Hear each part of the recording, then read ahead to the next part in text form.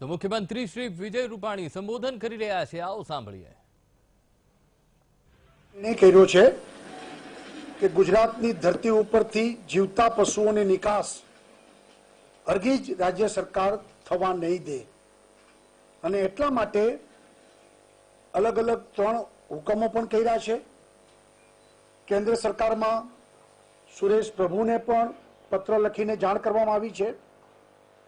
ભારત સરકાર animal welfare board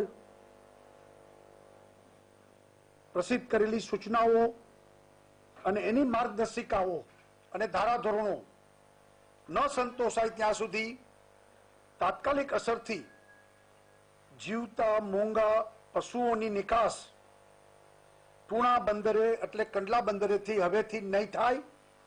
આ animal ક્રુએલિટી act એટલે પ્રિવેન્શન ઓફ એનિમલ ક્રુએલિટી એક્ટનો કડક અમલ અને રાજ્ય સરકારે એ અંગેની પણ અધિસૂચનાઓ નોટિફિકેશન હુકમો એ જાહેર કરી દીધા છે અને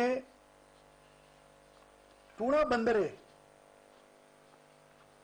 જે કન્સાઇનમેન્ટ કસ્ટમ ક્લિયર કરે છે એ ન કરવું એવું કસ્ટમને પણ આપણે પત્ર લખીને જણાવી દીધું છે।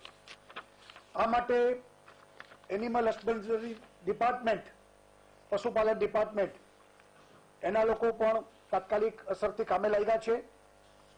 સાથે સાથે અત્યારે દુષ્કાળની સ્થિતિ છે એટલે જે દુષ્કાળગ્રસ્ત તાલુકાઓ જાહેર કર્યા 96 એમાં કોઈ નવા પશુ પ્રાણી ત્યાં નહીં જઈ શકે એનો પણ નિર્ણય કર્યો છે જેથી કરીને આ ઘાસની વ્યવસ્થા કોઈ રોગ ન ફેલાય કોઈ તકલીફ ન પડે અને જે તે તાલુકામાં પશુઓ જે છે એ તમામ પશુઓ સચવાય અને એની જાળવણી થાય એટલે કચ્છ આખામાં હવે બહારથી કોઈ નવા પશુ ત્યાં જઈ નહીં શકે ત્યાં એને જવાબ પણ દેવામાં નહીં આવે। આ પ્રકારનો પણ નિર્ણય આ રાજ્ય સરકારે કર્યો છે। ગુજરાત એક અહિંસક રાજ્ય તરીકે એક નામના મેળવી છે એટલે ગુજરાતની ધરતી ઉપરથી જીવતા પશુઓની નિકાસ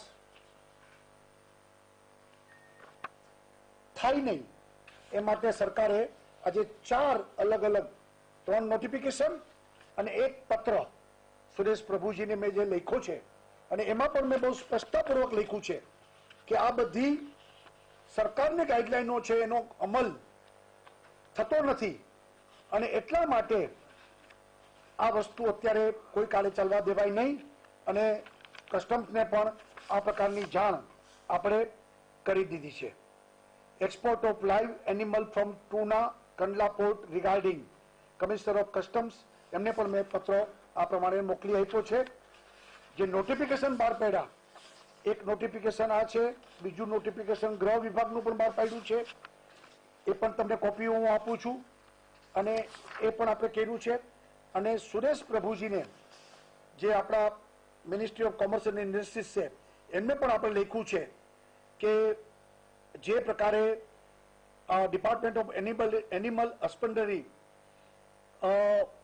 એના પોતાના જે ગવર્મેન્ટ ઓફ ઇન્ડિયાના લેટર્સ છે, ગાઈડલાઈન છે, માર્ગદર્શિકા છે એનો પૂરો અમલ રાજ્ય સરકાર કરવા માંગે છે અને એટલા માટે કંડલા પોર્ટ ઉપરથી આ પ્રકારના સર્ટિફિકેશન ન થાય એ માટેનો પણ પત્ર મેં એમને લખવામાં આવ્યો છે।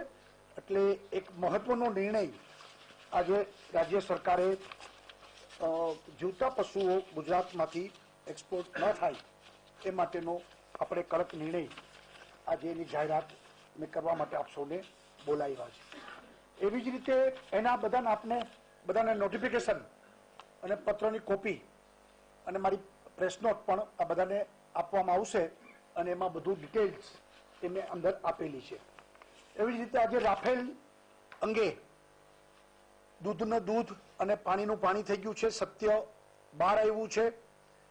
કોંગ્રેસ અને રાહુલ ગાંધીએ જે રીતે રાફેલના મુદ્દે સફેદ જૂઠ ફેલાવીને ભારતની જનતાને ભ્રમિત કરવાના જે પ્રયત્નો કર્યા અને જૂઠી રાજનીતિ પ્રસ્થાપિત કરવાનો જે પ્રયત્ન થયો છે એને આજે સુપ્રીમ કોર્ટના ચુકાદાથી એક જડબે સલાક એમને ઓર્ડરથી તમાચો પડ્યો છે. સાચી વાત સુપ્રીમ કોર્ટે સ્વીકારી છે. નરેન્દ્રભાઈ મોદી અને ભારતીય જનતા પાર્ટીની દિલ્હીની સરકાર ઈમાનદારીથી નિયમો મુજબ પ્રામાણિકતાથી કામ કરી રહી છે. સરકાર બેદાગ છે. ઉલટાનું રાહુલ ગાંધી ભૂતકાળમાં થયેલા કોંગ્રેસની યુપીએની સરકારના કૌભાંડો એ અંગે કંઈક ભારતની જનતાને જવાબ આપે, એની જવાબદારી સ્વીકારે એવી અનુરોધ પણ કરું છું.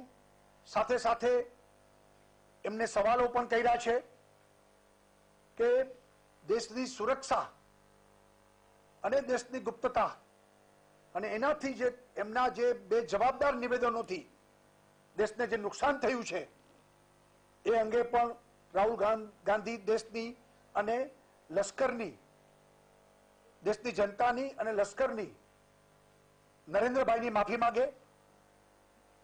ચૂંટણીઓમાં આવો જૂઠો પ્રચાર રાફેલના લઈને જે રીતે કરવામાં આવ્યો એ ખૂબ જ નિંદનીય છે અને એની પણ ગુજરાત ભારતીય જનતા પાર્ટી, ગુજરાતની જનતા વતી કડક આલોચના કરું છું.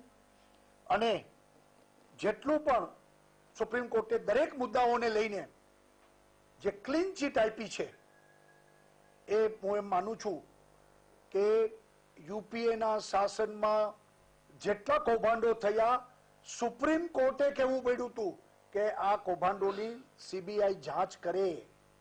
જ્યારે નરેન્દ્રભાઈની સરકારના 5 વર્ષમાં સુપ્રીમ કોર્ટે ઉલટાનું બેદાગ અને ભ્રષ્ટાચાર નથી, ખોટું થયું નથી, આ વાત આ સરકાર માટે કરી છે.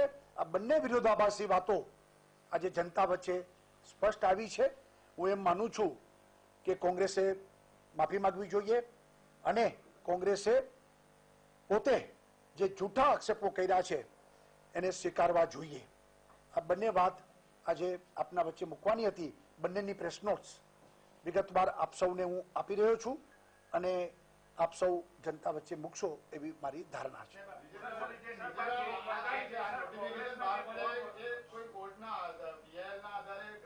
નહીં, કોઈ નહીં. એટલે સરકાર પોતે કટિબદ્ધ છે. સરકાર આ કરવા માંગે છે. એટલે છેલ્લા 2-3 દિવસથી હું મિટિંગો કરતો હતો અને આજે ફાઇનલ નોટિફિકેશન આપણે બહાર પાડ્યા છે.